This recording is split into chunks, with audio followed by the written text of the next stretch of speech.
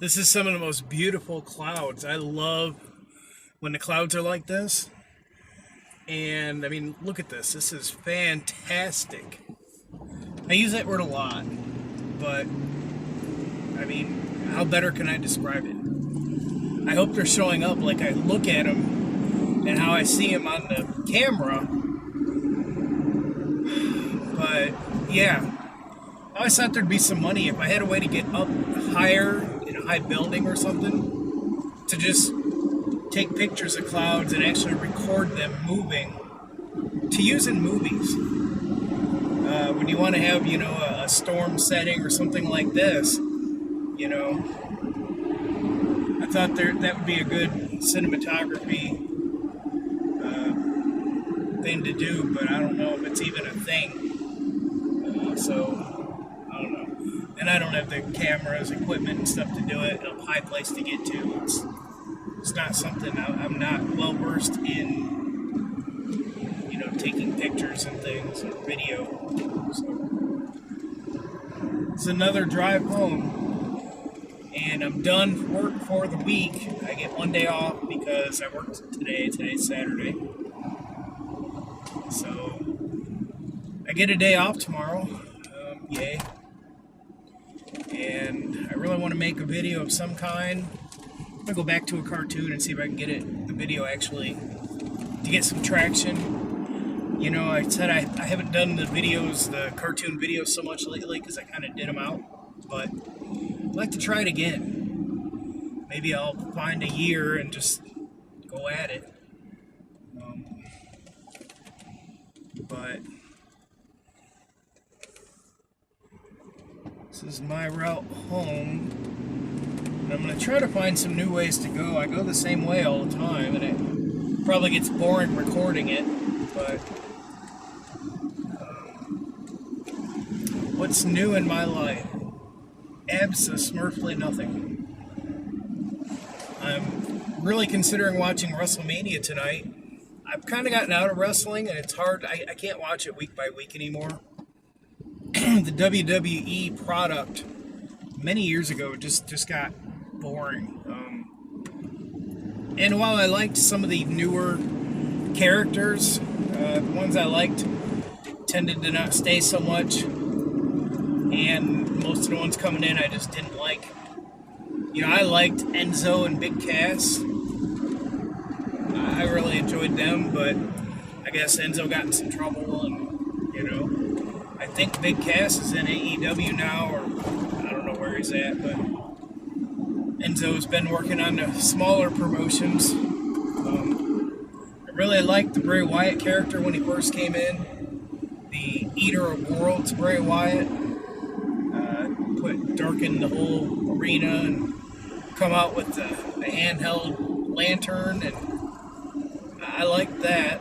They got rid of that. I thought that was going to be a new Undertaker type character, but of course they ruined it. I liked Kevin Owens, and I do like Kevin Owens, but I don't know. The bits I watch of him, he seems plain. Like, I like his look, and I kind of liked his personality, but it's like he just didn't keep it going. He ran out of energy. So, but I might watch it tonight. I hate that they went to 2 nights. I think that's stupid. You shouldn't try to suck up so much money, and if that's what it's for, and it's not as special being on 2 nights. I don't know, I just didn't care for it that much, but I do enjoy watching it sometimes. I really liked the castle one they did, the Battle at the Castle, or whatever the hell it was called.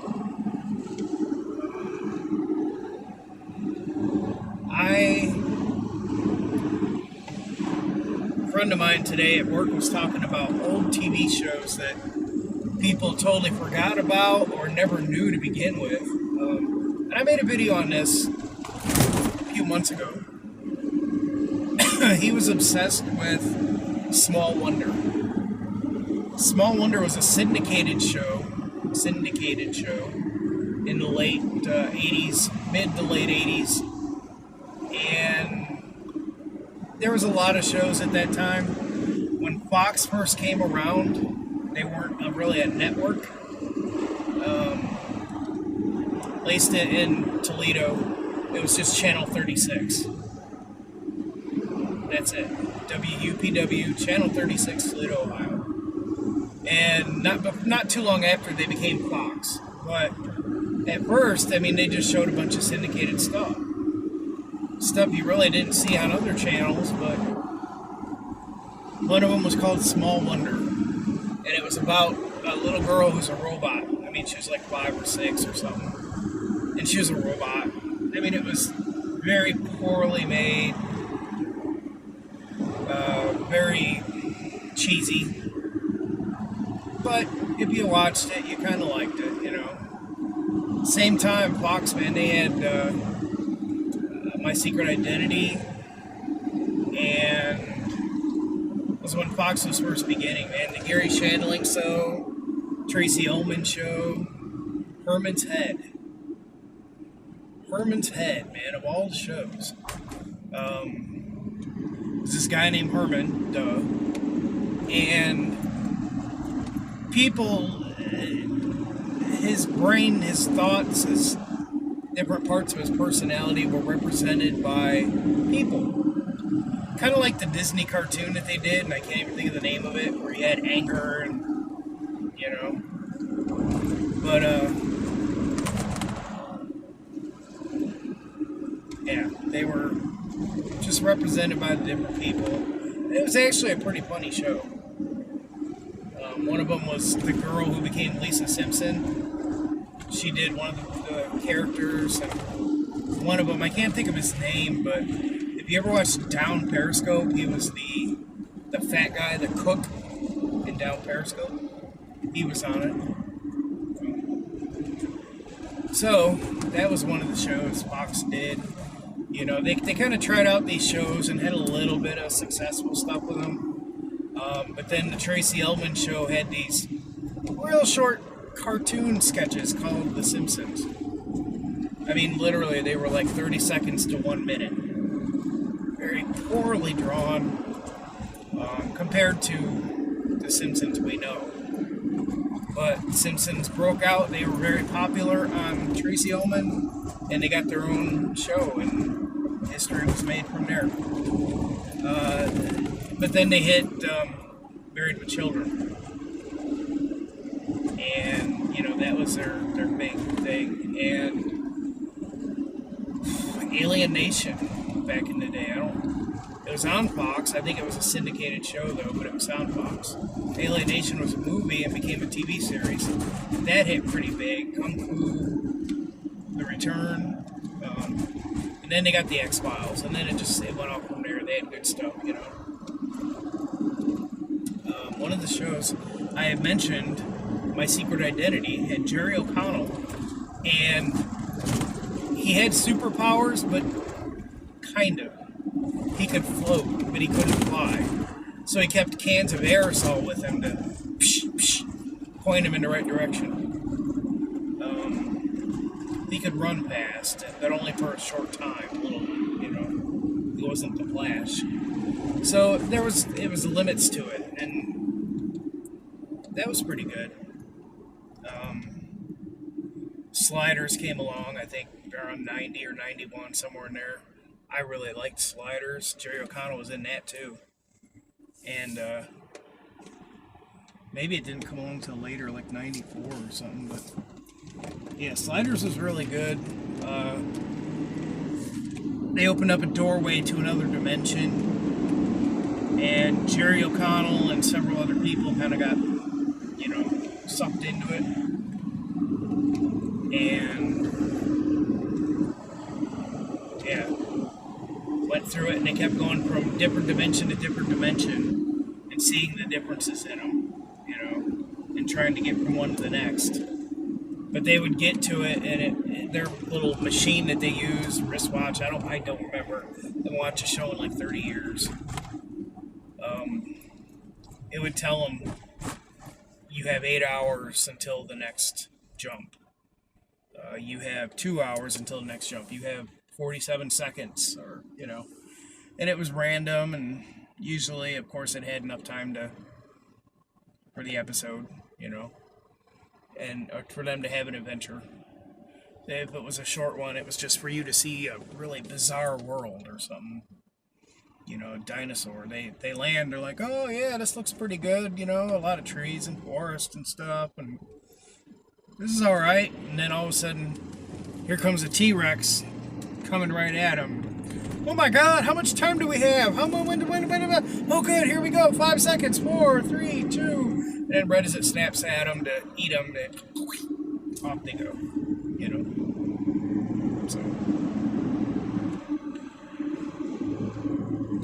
I think at one point they ended up with different versions of the characters.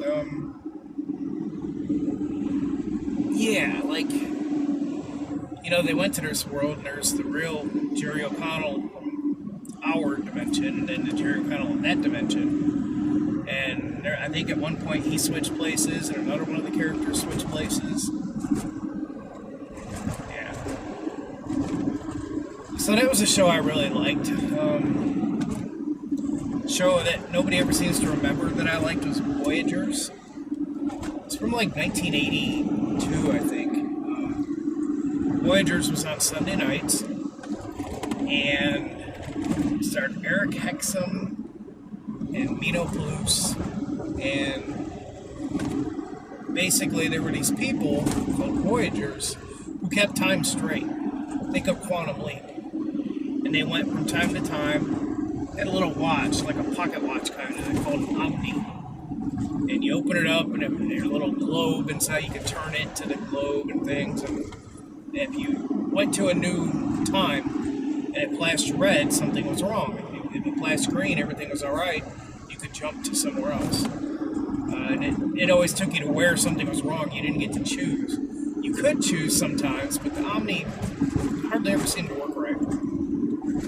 But anyways, one of them, that was a time you were assigned a certain time, like you might do a 300-year gap or something along those lines, and you couldn't go outside of your time frame. Well, Phineas Bogg, he ended up somehow in 1980, which was way out of his time frame. He was a pirate, so he was 200 years ahead of where he should have ever was.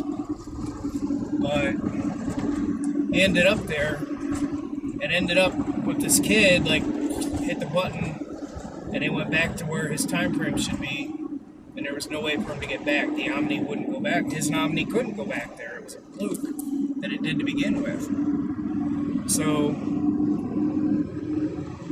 he lost the book. There's a book that tells you, like, everything that should happen. Of course, wouldn't that be like the biggest book ever? But, you know, he had this little tiny book, like the size of a Bible.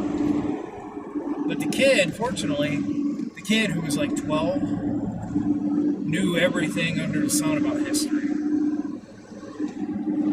So they went and fixed time, and it was only on for one season. Afterwards, Eric Hexum died. Had an accident, I think, making a movie, and he died. Mino Palouse, you can find him on Twitter and Instagram and stuff nowadays, definitely on Instagram. And he was the younger brother of Punky Brewster, Soleil Moonfry. Or maybe the older brother, I guess, because she was little. But he was the brother of Soleil Moonfry. And, yeah. That was one of the shows I really liked, and people never seem to remember it, but it was a big deal. There's a show called Mr. Merlin, which a teenager ends up befriending this older guy, and the older guy is Merlin, like King Arthur, Merlin, the wizard, and he takes this kid under his wing and is actually showing him how to become a wizard, passing on his wizardry. And nobody knows that he's a wizard. I don't even remember a lot about what happened in the show or anything. Just it was a cool show. I liked it. So let's see what's on the radio.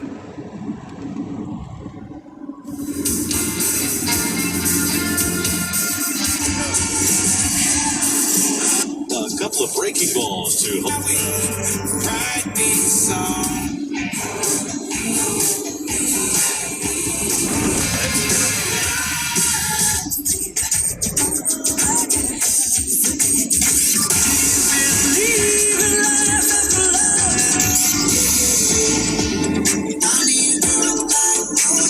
Gotta have my Sunny 95.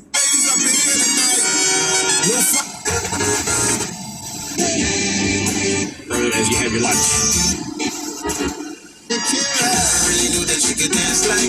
This is a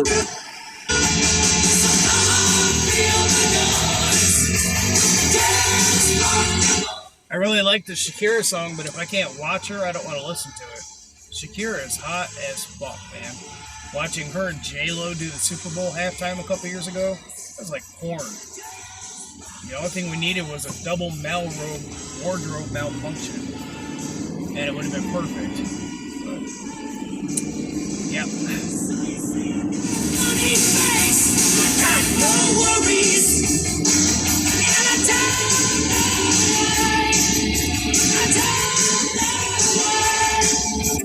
Just shut up.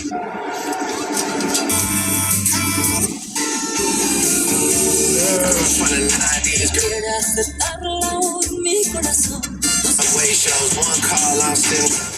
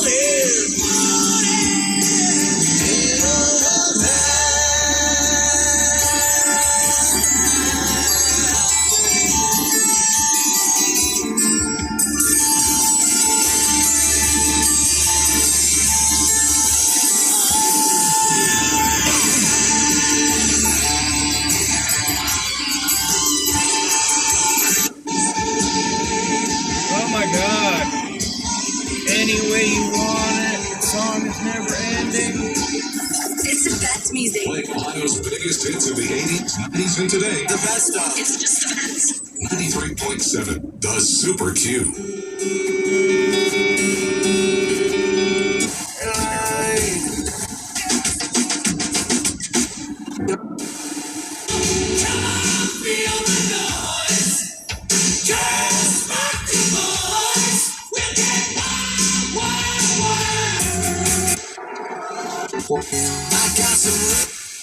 She's my tomato. Raiders are standing.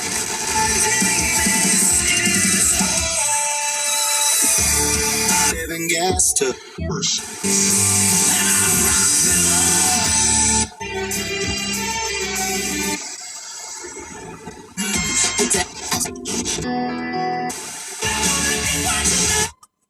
Alright, so there's nothing on to listen to. Almost home. I'm gonna go home and eat some pretzel crust pizza from Little Caesars. They brought it back temporarily. I wish they'd just keep it. I know it wouldn't be as different and exciting if it was there all the time. It wouldn't be as special. But damn, I like that, you know? Like, Little Caesars is not the best pizza. You get it for $5, $6, whatever it is now. And that's fine. It tastes pretty good for that price. But if you're going to pay, I mean, get something that tastes good. But pretzel pizza is actually good. I mean, that's a reason to go to Little Caesars. So,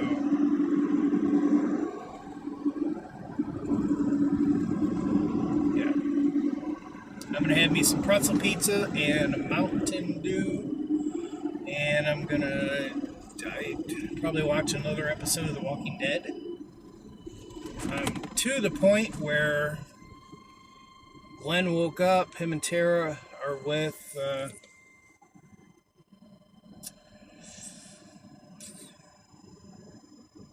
they left the prison, and Glenn actually passed out. So they're with Rosita and Abraham and what's his name? Pickle Boy.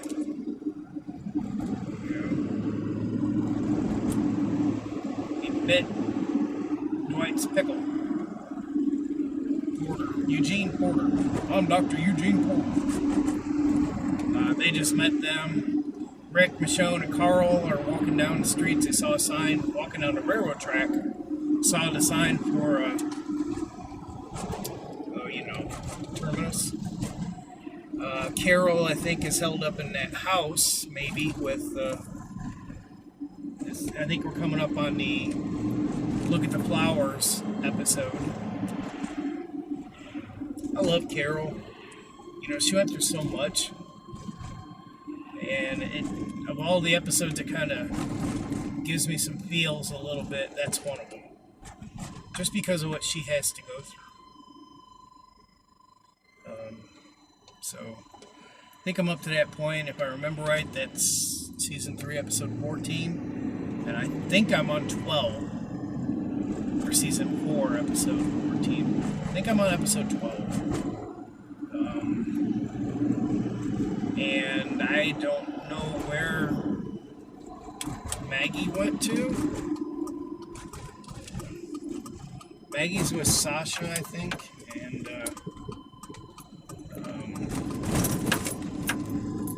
big dude, Sasha's brother. I can't think of his name. I'm kind of in a fog right now, so anyways, I'm gonna eat pizza, drink Mountain Dew, watch The Walking Dead, play Angry Birds probably while I'm doing it. That's the excitement of my night until it's time to watch WrestleMania. Oh yeah! So that's it. I'm pulling in, as you can see. I will do something tomorrow. See you guys.